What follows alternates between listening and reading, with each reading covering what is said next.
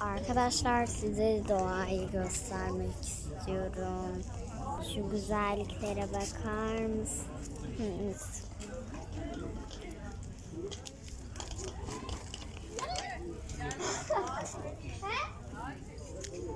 Şu ağaçlara bakın.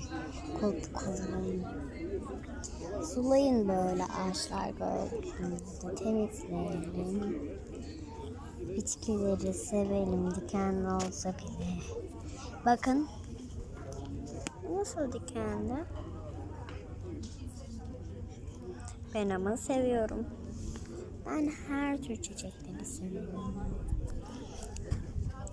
Her güzel çiçek, her davamıza girdiği için çok mutluyum.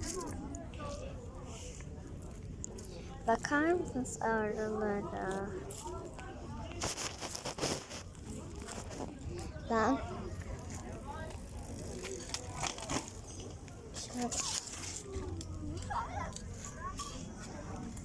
Bakın bakın.